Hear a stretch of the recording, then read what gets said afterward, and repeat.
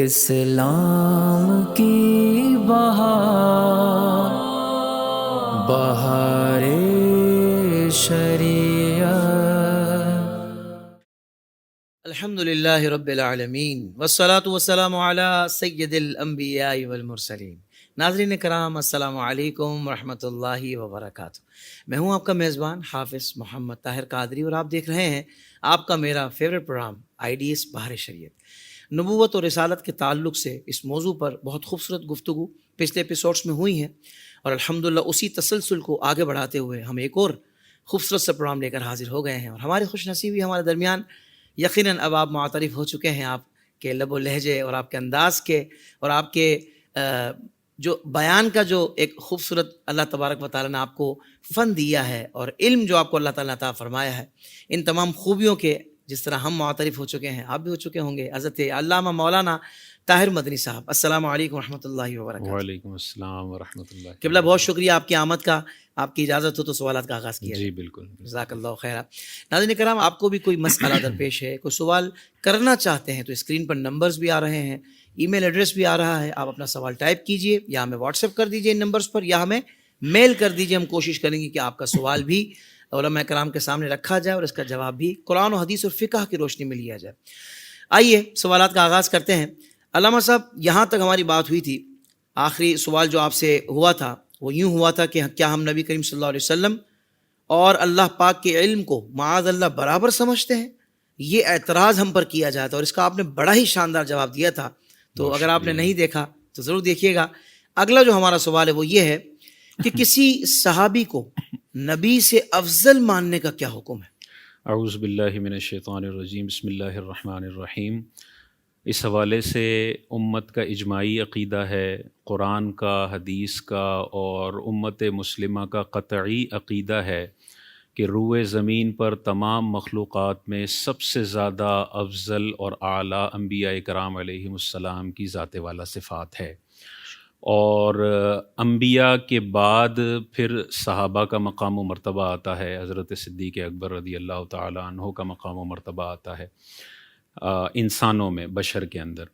اور یہ جو آپ نے سوال کیا کہ کسی غیر نبی کو، چاہے وہ بڑے سے بڑے صحابی ہوں، چاہے اہل بیت میں وہ بہت ہی زیادہ مقدس ہستی ہوں، یا بڑے سے بڑے قطب ہوں، غوث ہوں، ابدال ہوں، کتنی ہی افضلیت والی شخصیت ہوں، وہ نبی سے افضل نہیں ہو سکتے ہیں۔ صحیح، ٹھیک ہے نا؟ نبی وہ اللہ تبارک و تعالیٰ کی مقدس ہستیاں ہیں جنہیں اللہ تعالیٰ نے منتخب کیا ہے اپنی وحی کے نزول کے لیے۔ واہ جی واہ۔ تو غیر نبی کبھی بھی جتنی بھی عبادتیں کر لے، جتنا بھی اس کے ساتھ، اس کا نبی کے ساتھ قرب ہو، وہ انبیاء کے مقام و مرتبے تک نہیں پہنچ سکتا، جس سے اللہ براہ راست خطاب بھی فرماتا ہے یا جبریل کے ذریعے ان پر وحی بھی نازل ہوتی ہے۔ اللہ اکبر، سبحان تو اللہ۔ یہ بالکل عقیدہ کفریہ ہے، اور اس پر اجماع ہے کہ اگر کوئی کسی غیر نبی کو نبی سے افضل مانتا ہے یا نبی کے برابر مانتا ہے تو وہ دائرہ اسلام سے خارج ہو جائے گا۔ اللہ اس نے اکبر، غیر نبی کو نبی جیسا مان کر اس کے لیے نبی ہونے کا ہی دعویٰ کر لیا ہے، اللہ اکبر، کیونکہ غیر نبی نبی سے افضل تبھی ہوگا جب اس کے پاس علم زیادہ ہو یا اس پر وحی کا نزول ہوتا ہو۔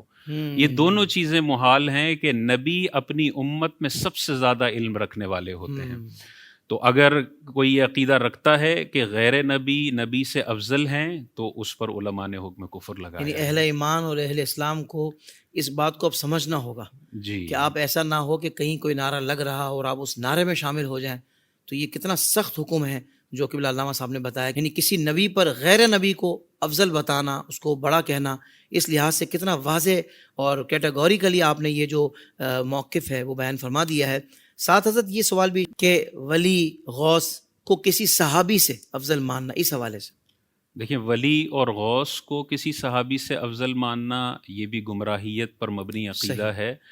انبیاء کرام علیہم السلام، نبی کریم علیہ الصلاۃ والسلام کی لمحہ بھر کسی نے زیارت فرما لی اور وہ ایمان کی حالت سے اس دنیا سے رخصت ہو گئے، وہ صحابی ہیں۔ صحیح، ان کا اگر صرف ایک لمحے کی زیارت ہو اور ان کا وصال ہو جائے، ان کے مقابلے میں ساری زندگی کا تہجد گزار ان کے ایک سجدے کا مقابلہ نہیں کر سکتا۔ اللہ اکبر۔ تو غیر صحابی چاہے جتنی بھی عبادتیں کر لے، جتنا بھی علم حاصل کر لے، وہ صحابی سے افضل نہیں ہو سکتا۔ یہ بھی گمراہ کن عقیدہ ہے کہ کسی غیر صحابی کو صحابی پر فضیلت دینا۔ اللہ اکبر۔ اس کا مطلب یہ ہوا کہ ایک شخص جو اپنے آپ کو اہل سنت بھی کہتا ہے اور اس کے پیر کی بات ہونا تو وہ کہتا ہے ٹھیک ہے، مگر کسی ایک مخصوص صحابی رسول ان کے وہ ذکر ہو تو وہ ایک دم سیخ پا ہو جائے کہ نہیں ان کا ذکر نہیں ہوگا، الیاذ باللہ، تو اس کا مطلب یہ کہ وہ گمراہیت کی طرف جا رہا ہے۔ جی بالکل گمراہیت کی طرف جا رہا ہے، اور اس نے ان ساری آیات سے صرف نظر کر لیا ہے جس میں اللہ تبارک و تعالیٰ نے صحابہ کے لیے عام اعلان فرما دیا ہے کہ ان سب کے ساتھ اللہ تبارک و تعالیٰ نے بھلائی کا ارادہ فرما واہ دیا، جی واہ، اور سبحان رضی اللہ عنہم ورضوا، صحابہ کی ساری جماعت کے لیے اللہ تعالیٰ نے قرآن مجید میں ارشاد فرما دیا ہے۔ تو جن کی لیے جنت کے پروانے قرآن مجید میں اللہ تعالیٰ نے جاری فرما دیے، جن کے ساتھ راضی ہونے کے پروانے جاری فرما دیے، حضور علیہ الصلاۃ والسلام نے اپنی امت کو متنبع کر دیا کہ لا تسبوا اصحابی، میرے صحابہ کو برا بھلا مت کہنا۔ تو آج کا ایک انسان اٹھ کے صحابہ کے بارے میں معاذ اللہ فیصلہ کرے کہ میں جج کی کرسی پر بیٹھا ہوں اور اب میں صحابی کے بارے میں فیصلہ کروں گا کہ یہ معاذ اللہ صحابی اچھے تھے اور یہ معاذ اللہ صحابی برے تھے، اس کا جج کی کرسی پر بیٹھنا ہی اللہ تبارک و تعالیٰ کے احکامات کو چیلنج کرنا ہے۔ کہ جب اللہ تعالیٰ نے سب کے لیے جنت لکھ دی ہے تو تجھے کس نے یہ اجازت دی ہے کہ تو جج کی کرسی پر بیٹھے اور من گھڑت روایتوں کی بنیاد پر تو کسی صحابی پر تبرہ کرے؟ اللہ، تو یہ بالکل اللہ تبارک و تعالیٰ اور تاجدار کائنات کی سینکڑوں احادیث کا انکار ہے۔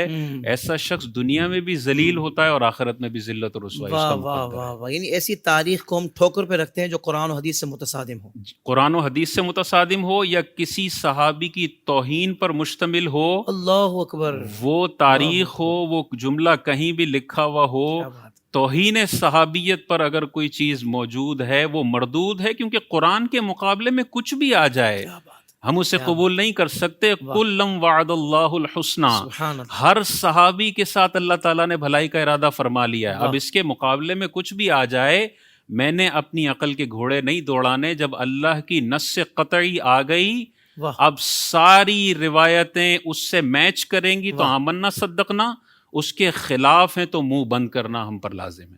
کیا کہنے، سبحان اللہ۔ اسی لیے میرے شیخ طریقت امیر علیہ سنت نے یہ نعرہ بلند کیا کہ ہر صحابی یہ نبی جنتی جنتی۔ تو ہمارے گھر کے بچے ہوں بڑے ہوں سب یہ نعرہ لگاتے ہیں، بلکہ پوری دنیا میں اس نعرے کی گونج اور اس کی بازگشت سنائی دیتی رہے گی انشاءاللہ۔ سبحان اللہ۔ علامہ صاحب کیا بات ہے حضرت، یہ بھی بڑا اہم ترین سوال ہے کہ انبیاء کرام علیہم السلام کی تعداد کتنی ہے اور کن کے نام بتائے گئے؟ ظاہر بات ایک تعداد اور پھر نام کن کے بتائے گئے، اور اس کے ساتھ اگلا سوال بھی اس سے متصل ہے کہ سب سے پہلے نبی آدم علیہ السلام ہے، تو سب سے پہلے رسول کون ہے؟ یہ بھی ارشاد فرمائیے گا۔ اس میں انبیاء کی تعداد کے حوالے سے بعض اوقات عوام یہ غلطی کرتے ہیں کہ وہ فکس کر دیتے ہیں تعداد کو۔ انبیاء کی تعداد کا ذکر کرتے ہوئے کبھی بھی ایک فکس نمبر نہیں بولنا چاہیے، کیونکہ اگر ایک فکس نمبر بولیں گے اور اس سے زیادہ نبی ہوئے تو ایک نبی کا انکار لازم آئے گا، اور اگر اس سے کم ہوئے تو غیر نبی کو نبی ماننا لازم آئے گا۔ تو 1,24,000 انبیاء کی روایات ملتی ہیں، لیکن جب بھی یہ جملہ بولیں آپ کہیں کم اور بیش اللہ تعالیٰ نے 1,24,000 انبیاء بھیجے ہیں امت کی ہدایت کے لیے، تاکہ زیادہ بھی ہیں تو بیش میں شامل ہو گئے اور کم ہیں تو کم کے اندر شامل ہو گئے۔ یہ تو 1,24,000 کم و بیش ہیں، اور رسول کی تعداد احادیث میں آئی ہے 313 اللہ تبارک و تعالیٰ نے رسول بھی بھیجے جو ظاہر نبی بھی تھے، اور پھر ان پر ایک نئی شریعت بھی اللہ تعالیٰ نے اتاری۔ تو یہ 1,24,000 کم و بیش اور 313 کم و بیش رسول۔ سب سے پہلے نبی حضرت آدم علیہ الصلاۃ والسلام ہیں، سب سے پہلے رسول حضرت نوح علیہ الصلاۃ والسلام ہیں، جنہیں اللہ تبارک و تعالیٰ نے سب سے پہلے کفار کی طرف مبعوث فرمایا تھا کہ انہیں کفر کی غلاظت سے نکال کر توحید کے قریب کر لیں۔ تو یہ حضرت نوح علیہ الصلاۃ والسلام ہے، اور آپ کی تبلیغ دیکھیں 950 سال حضرت نوح علیہ الصلاۃ والسلام نے تبلیغ فرمائی، اور کیسا اللہ تبارک و تعالیٰ نے تبلیغ کا جذبہ عطا فرمایا، کیسا صبر اور کیسا تحمل تھا کہ 950 سال کی تبلیغ کے نتیجے میں اتنے لوگ مسلمان ہوئے جتنے ایک کشتی میں سما سکتے ہیں بس۔ اللہ اکبر۔ باقی ان کی اپنی زوجہ نے ان کی بات نہیں مانی اور کفر میں رہی، اور اللہ تبارک و تعالیٰ کا جب طوفان نوح والا عذاب آیا تو ان کی اپنی بیوی اس عذاب کا شکار ہوئی۔ اس سے ہمیں پتہ چلتا ہے کہ انبیاء کو اللہ تبارک و تعالیٰ نے کیسا صبر، کیسی استقامت عطا فرمائی۔ 950 سال اللہ کا پیغام پہنچاتے رہے کہ کفر چھوڑ دو،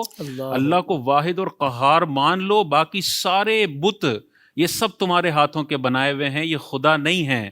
لیکن اس کے باوجود بھی چند مٹھی بھر مسلمان ہوتے ہیں، لیکن آپ اپنی تبلیغ کا سلسلہ چھوڑتے نہیں ہیں۔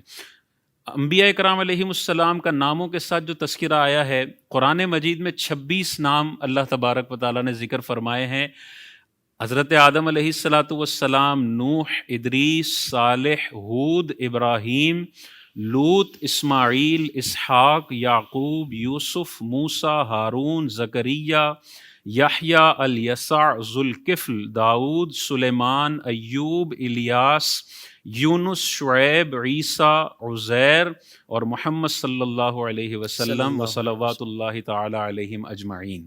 یہ 26 نفوس قدسیہ ہیں جن کے نام قرآن مجید میں ذکر ہیں، باقی کم و بیش 1,24,000 انبیاء علیہم السلام۔ واہ جی واہ، سبحان اللہ سبحان اللہ۔ بہت اہم ترین معلومات علامہ صاحب نے اس سوال کے جواب میں دی ہے، اللہ تعالیٰ آپ کو جزائے خیر عطا فرمائے۔ انبیاء کرام علیہ السلام کے مراتب کے حوالے سے یہ ایک سوال تھا۔ نفس نبوت میں تو ظاہر بات ہے کہ سب برابر ہیں، مگر مراتب اللہ تبارک و تعالیٰ نے سب کو مختلف عطا فرمائے، تو سب سے بلند مرتبہ یقیناً امام الانبیاء، ہمارے آقا و مولا، اللہ کے آخری نبی حضرت محمد مصطفیٰ صلی اللہ علیہ وآلہ وسلم کا ہے۔ تو ان کے بعد کن کا مرتبہ ہے، پھر ان کے بعد میں چاہوں گا کچھ اس حوالے سے بھی آپ معلومات عطا فرمائیں۔ جی، آپ نے جیسے ذکر کیا کہ مخلوقات میں سب سے زیادہ عظیم مرتبہ تاجدار کائنات کو اللہ تبارک و تعالیٰ نے عطا فرمایا ہے، جو وجہ تخلیق کائنات ہیں۔ اور بعد از خدا بزرگ تو ہی قصہ مختصر یا بتا دیا گیا کہ بعد از خدا مخلوقات میں جو سب سے زیادہ عظیم ہیں وہ تاجدار کائنات ہیں۔ آپ کے بعد جن نبی کا، جن جلیل القدر ہستی کا سب سے زیادہ مقام و مرتبہ ہے روئے زمین پر تمام مخلوقات میں، وہ حضرت ابراہیم خلیل اللہ علیہ السلام ہے۔ تیسرے نمبر پر حضرت موسیٰ علیہ السلام کلیم اللہ ہیں۔ چوتھے نمبر پر حضرت عیسیٰ علیہ السلام ہیں، اور پانچویں نمبر پر یہی حضرت نوح علیہ السلام ہیں۔ یہ پانچ وہ انبیاء کرام علیہم السلام ہیں جن کو اللہ تبارک و تعالیٰ قرآن مجید میں اولو العزم کے نام سے پکارتا ہے۔ اللہ تبارک و تعالیٰ ارشاد فرماتا ہے فَاصْبِرْ كَمَا صَبَرَ أُولُو الْعَزْمِ مِنَ الرُّسُلِ، اے حبیب آپ صبر کیجئے جیسے اولو العزم رسولوں نے صبر فرمایا ہے۔ اور وہ یہ 4 انبیاء کرام علیہم السلام ہیں اور 5ویں ہمارے نبی کریم علیہ السلام ہیں۔ تو یہ 5 سب سے زیادہ مرتبہ رکھنے والے، اور پھر باقی انبیاء کرام علیہم السلام کا مقام و مرتبہ آتا ہے۔ اب دیکھیں، یہ تو انبیاء کرام علیہم السلام کا مقام و مرتبہ جو ہمیں احادیث میں ملا، لیکن حضور علیہ السلام کے قدموں کی برکت سے اللہ تبارک و تعالیٰ نے اس امت کو کیا مقام و مرتبہ عطا فرمایا ہے۔ پچھلی امتیں اور اس امت میں کیا فرق ہے؟ حضور علیہ السلام ارشاد فرماتے ہیں کہ میری امت پر 70 امتیں پوری ہوں گی، اور یہ 70ویں امت باقی تمام امتوں سے زیادہ فضیلت رکھنے والی ہے۔ کہ ہم گناہ گار ہیں، سیاہ کار ہیں، لیکن تاجدار کائنات کے قدموں کی برکت سے جنت میں جو پہلے جانے والی امت ہے وہ حضور علیہ السلام کی ذات ہے۔ سبحان اللہ سبحان اللہ۔ اسی طرح بخاری کی حدیث ہے، حضور علیہ السلام ارشاد فرماتے ہیں ہم تمام امتوں کے بعد ہونے والے ہیں، لیکن اس کے باوجود قیامت میں میری امت سب سے آگے ہوگی۔ سب سے پہلے جو امت جنت میں داخل ہوگی وہ تاجدار کائنات صلی اللہ علیہ وسلم کی یہ خاص امت ہوگی۔ کیا بات ہے، نسبت کیا فائدے دیکھیے، اللہ اکبر۔ یعنی نسبت کہاں کہاں کام آ رہی، یعنی آخرت کا معاملہ وہاں بھی جو حضور سے جس کو نسبت ہے نا وہ وہاں بھی آگے ہے۔ اللہ اکبر سبحان اللہ۔ نسبتوں کے ساتھ جڑے رہیں، اور یہ نسبتیں انشاءاللہ یہاں بھی کام آئیں گی اور آگے بھی کام آئیں گی۔ علامہ صاحب، یہ بڑا خوبصورت سوال ہے اور یقیناً عوام کو بہت فائدہ ہوگا۔ بعض اوقات لوگ اس میں تمیز نہیں کر پاتے، بعض اوقات معجزے کو کرامت سے ملا دیتے ہیں، کرامت کو معجزے سے ملا دیتے ہیں، اور دیگر بھی اس میں ٹرمز ہیں. میں چاہتا ہوں چاروں کے حوالے سے آپ ارشاد فرما دیں. معجزہ، ارہاس، کرامت اور استدراج، یہ ان چاروں میں کیا فرق ہے؟ بسم اللہ الرحمن الرحیم.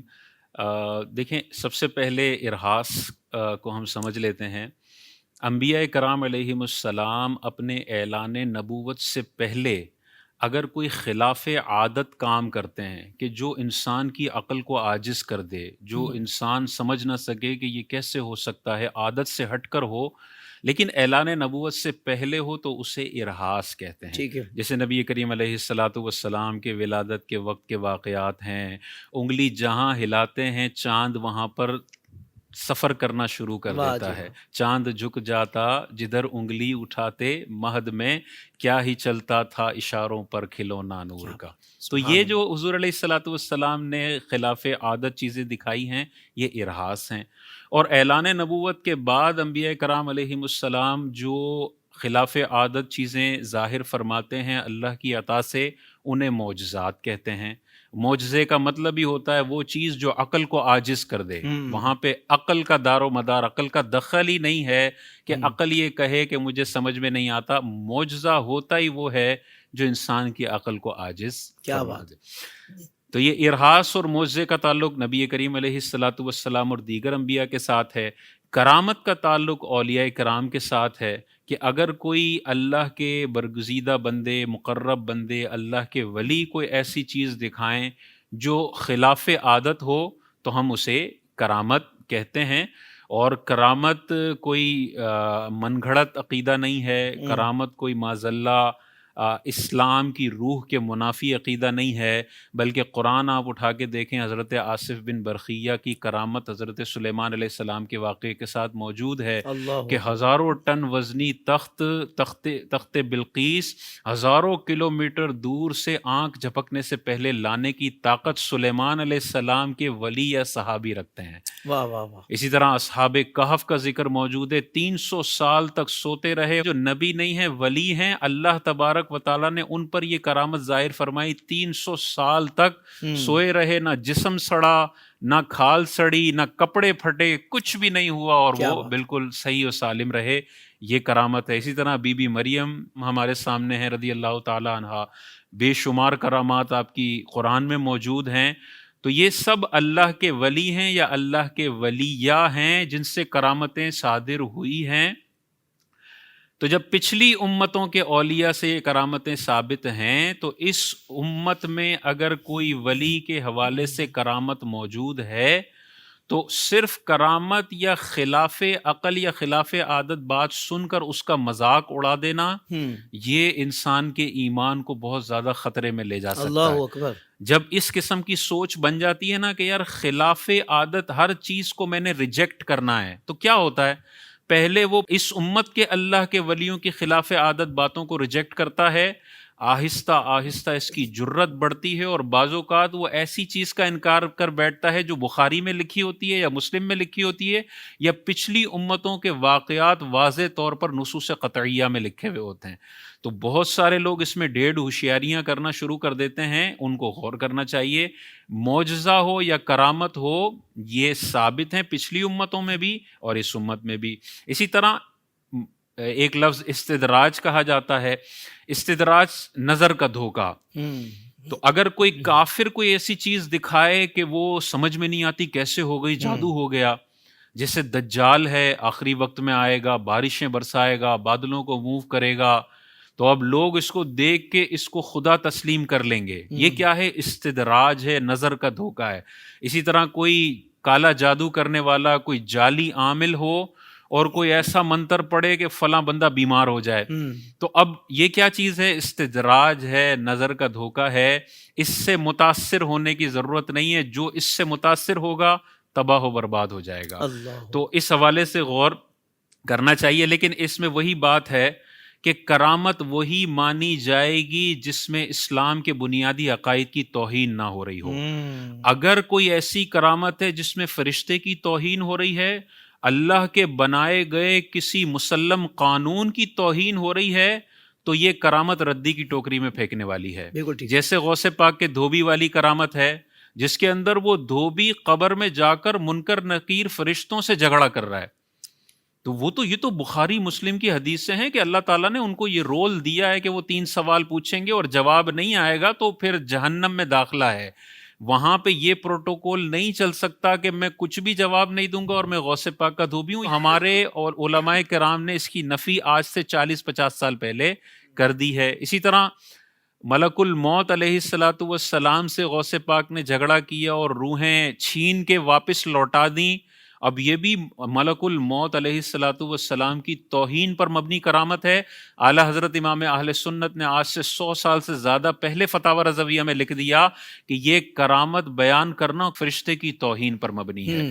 تو اگر کوئی اس طرح کی کرامت نظر آتی ہے اس کا ضرور انکار ہوگا. لیکن اگر غوث پاک کے حوالے سے یہ مشہور ہے کہ جب وہ پیدا ہوئے تو جب صبح صادق ہوتا تھا تو دودھ نہیں پیتے تھے اور غروب ہوتا تھا تو دودھ پی لیتے تھے.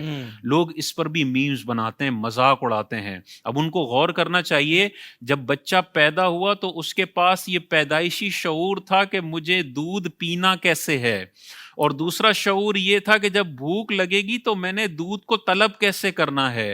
جو اللہ ایک نارمل بچے کو 2 سینسز دے سکتا ہے وہی اللہ غوث پاک کو یہ سینس نہیں دے سکتا کہ صبح صادق کے بعد دودھ نہیں پینا اور غروب آفتاب کے بعد دودھ پی لینا ہے. اللہ تعالیٰ کے لیے کوئی مشکل بات نہیں ہے.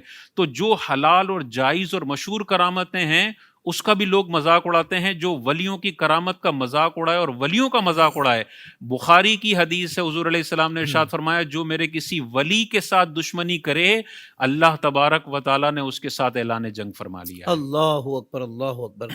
ضمناً ایک سوال ذہن میں آیا ہے اسی سے متصل, تو یہ تھا کہ جیسے بعض اوقات لوگ یہ کہتے ہیں خدا کا معجزہ ہو گیا, خدا کی طرف سے کرامت ہو گئی, تو یہ اس طرح کے جملے کہنا کیا ہے, یا اللہ تبارک و تعالیٰ نے کرم فرمایا, کوئی ایسا معاملہ ہوا تو اس سے کس طرح اس کو بیان کیا جائے؟ دیکھیں, معجزہ اور کرامت منسوب تو ہوگی اللہ کے بندوں کی طرف کہ یہ نبی کا معجزہ ہے اور یہ ولی کی کرامت ہے.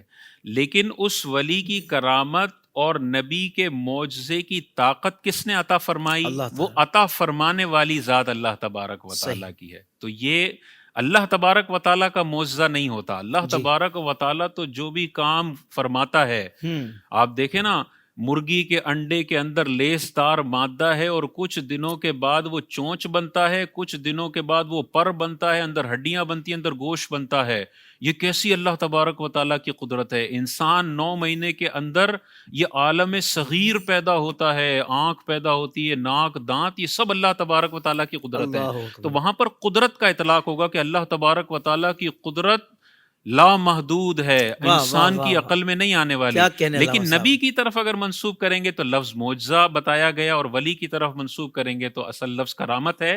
لیکن ان سب کے اندر فاعل حقیقی اللہ تبارک و تعالیٰ کی ذات ہے. اب اس میں ایک اور چیز یہ, بعض لوگوں کو جب نبی کا کمال بتایا جاتا ہے نا کہ دیکھو نبی کریم علیہ السلام معراج پر تشریف لے گئے, نبی کریم علیہ السلام نے انگلیاں جاری فرمائی تو 5 چشمے انگلیوں سے جاری ہو گئے. جب یہ معجزات بتائے جاتے ہیں نا تو نیچے کمنٹ آتا ہے یہ تو اللہ کا معجزہ تھا. یعنی وہ یہ کہنا چاہ رہا ہوتا ہے کہ اس میں معاذ اللہ نبی کا کوئی کمال نہیں ہے, یہ تو اللہ کی طرف سے ایک چیز جاری ہو گئی ہے.